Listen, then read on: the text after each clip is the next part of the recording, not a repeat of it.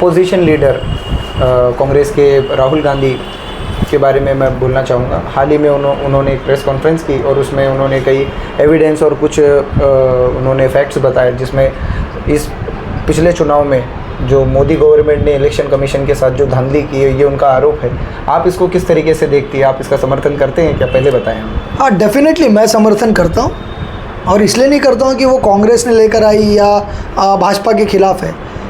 इस देश के अंदर बैलेट पेपर पर जो इलेक्शंस होते थे वो बड़ी ईमानदारी से होते थे, और कई जगह आप न्यूज़ में देखते हैं कि बैलेट जो आपका ईवीएम मशीन है वो खुले मिलते हैं, वो चोरी हो जाते हैं, उसके अंदर ऑल्टरिंग होती है, और कई एक पॉलिटिकल पार्टी के लोगों ने उसको लाइव ऑल्टरिंग करके भी दिखाया। एक मशीन है और मशीन हैक हो सकती है, इसमें कोई दो राय नहीं है, हम उसका समर्थन करते हैं।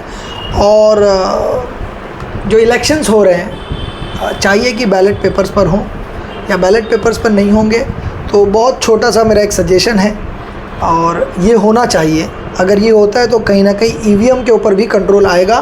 देखिए, राहुल गांधी जी ने बताया कि एक ही आदमी के 7 जगह पर या 8 जगह पर या 10 जगह पर एक ही आदमी के वोटर आईडी कार्ड होते हैं। बहुत जनरल बात है।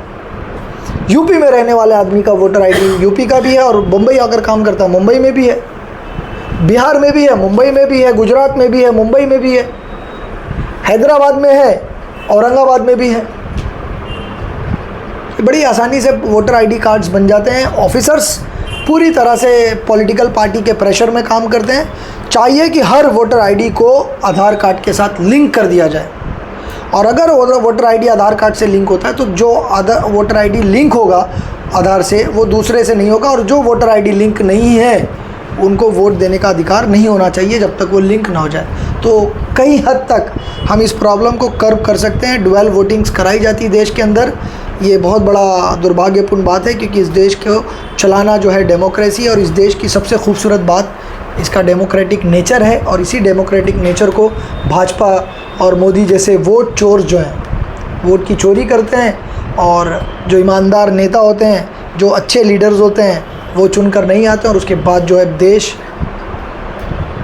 हिंदू मुस्लिम इसमें बढ़ जाते हैं, और रोज़गार, हेल्थ, एजुकेशन इसकी बातें नहीं होती हैं। और मीडिया हाउसेस भी इसके ऊपर बैठकर डिबेट करवा रहे होते हैं कि वहाँ मंदिर था या वहाँ मस्जिद था।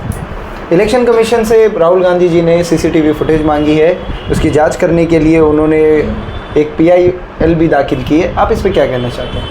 बहुत अच्छी बात है अगर कानूनी प्रक्रिया से ये काम हो जाए, और पूरे देश के अंदर मुझे लगता है कि जितने अपोजिशन क्या कहूँ मैं, जो भाजपा के अपोजिशन पार्टियां हैं वो सारी पार्टियों को फिर से एक मत पर आना चाहिए, और कहीं ना कहीं इस वोट की चोरी को रोकने के लिए साथ में खड़ा होना चाहिए, और भाजपा को खुद सामने आना चाहिए, और भाजपा ने कहना चाहिए कि अगर आपको लगता है कि हमने वोट की चोरी की है तो आज सरकार हम मोदी जी रिज़ाइन कर देवे, मोदी जी रिज़ाइन करेंगे, सरकार गिर जाएगी, री इलेक्शंस करवाए, और री इलेक्शन जो है बैलेट पेपर पर करवाए। अगर मोदी जी चोर नहीं है तो साबित हो जाएगा, वरना मोदी जी को तो हम तो चोर कहते रह जाएंगे।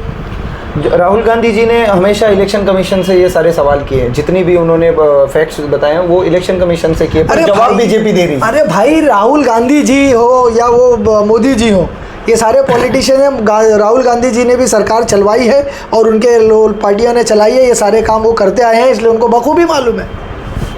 ये जिस तरह से मोदी जी चोरी कर रहे हैं, एक वक्त था कांग्रेस भी चोरियां करती थी, तो चोर को चोर के सारे राज पता होते हैं। मैं तो कहता हूँ राहुल गांधी भी सच कह रहे हैं और मोदी जी भी सच कह रहे हैं। अगर मोदी जी के अंदर हिम्मत है और मोदी जी चोर नहीं है तो मोदी जी ने रिज़ाइन कर देना चाहिए, री इलेक्शन होना चाहिए, और बैलेट पेपर पर इलेक्शन होना चाहिए। अगर मोदी जी उतने ही % वोट पाते हैं तो मैं समझ जाऊँगा मोदी जी साहूकार हैं, वरना मोदी जी चोर हैं।